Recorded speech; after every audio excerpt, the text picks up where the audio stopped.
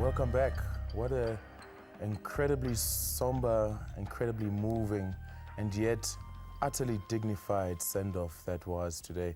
I think South Africa, you can be extremely proud in the manner in which we sent Utata Madiba home.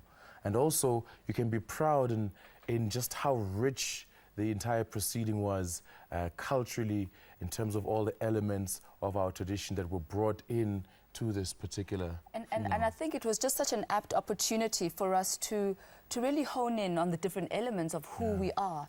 And for many people, perhaps it was the first time that we actually encountered the depths of the richness that is inherent within who we are and what we do and what, the meanings behind all of that. Even in death, he leads. Even in death, he leads.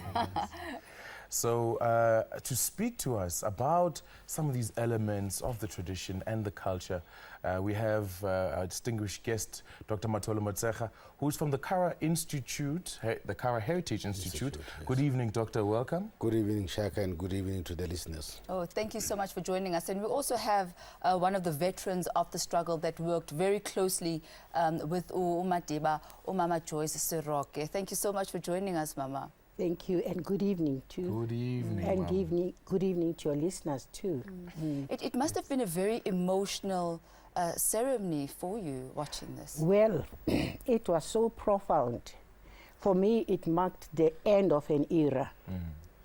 And when I looked at that stage with those 95 candles, I just couldn't imagine who this man really was. I thought I knew Madiba. But somehow when I was sitting here next to my TV, that just felt that I wonder who this man really was. Mom Joyce. And it just suddenly brought to me the vision of the Roman soldier after the crucifixion of Jesus. And then there was an earthquake and things changed.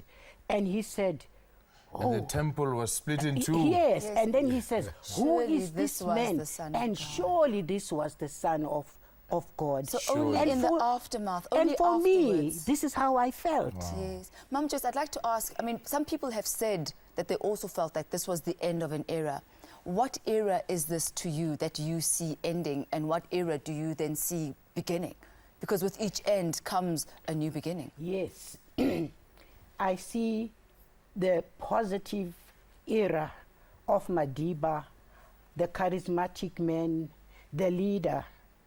And now the next era, I think, is going to be one for us to be doers, to follow his vision, and not to be taken aback and feel so destroyed to say, oh, we are helpless Yes. without him.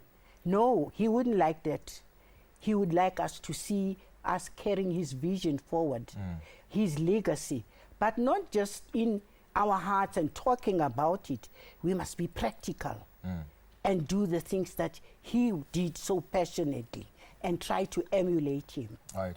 Now, I mean, speaking about the things that Madiba would like, he indicated quite early on where he'd like to be laid to rest and next to whom he'd like to lie. You know, so the traditional elements, Doctor, let me bring you into this. The traditional elements that we witness, or importantly, some of the things we didn't see, what were those about? What was this process? Can you maybe enlighten us onto what the relevance of some of these particular nuanced actions were? So basically, Doctor, all the things that happened after the camera said cut and the rest of the world could not see what was happening. You see, Madiba understood very well that if you don't know your past and your culture, you don't actually have a soul. You don't have an identity. And you will do things arbitrarily. And that's why, great a politician as he was, but the cultural values and practices had to underpin the processes that led to his burial. Firstly, for instance, the fact that Mandla would tell him in Houghton that Tata Mkulu were taking to union building. So And he it has- keeps speaking to the body, Speaking To the spirit. to the spirit. to the spirit, which also underlies the fact that there is no death. Now, he's told that he's going to the union building. He's told that what is going to happen. He's told that he's going to Kunu. And now what happens is at Kunu, he had to be accepted by the elders who are the custodians of that culture. And you would have heard about the cattle kraal, which is the home of the ancestral spirits, which means that the ancestral spirits are also invited. They are told that we have brought the soul of your son. And mind you, Madiba was also a traditional leader, and traditional leaders are earthly representative of God on earth. So he's a special person even in terms of his status as a traditional leader. So there are certain rites of passage that apply at birth, at puberty, at maturing, at marriage, and at death. So all these rituals, these turning points, These turning points. in a person's life. And without those turning points, you have no roots, you have no identity, you are like a feather. Going Flying wherever the in the wind wind. blows Yes. you. So Madiba was So not I suppose such a- this is the African way. Yeah, it's the human way. It's the human way. It's the human way. In fact, Madiba has shown us how to be human, how to be rooted, and how to have your own pride, your own dignity. Okay, we're gonna pick up on this. I think we really want to get more into the meat of this particular discussion. But having mentioned this African way, the human way, let us hear some messages of how some great humanists, some great Africans honored Madiba today. All of us must remember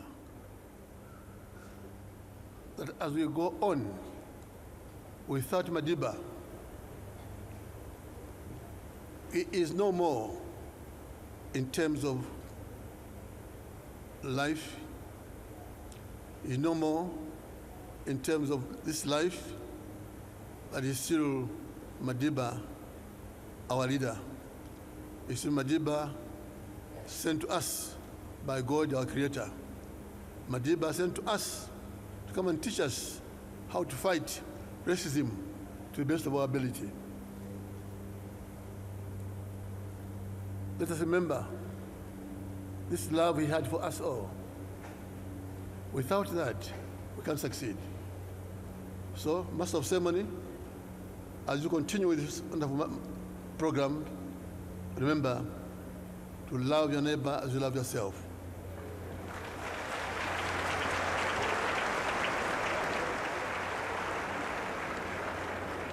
Do unto others as you would have them do unto you.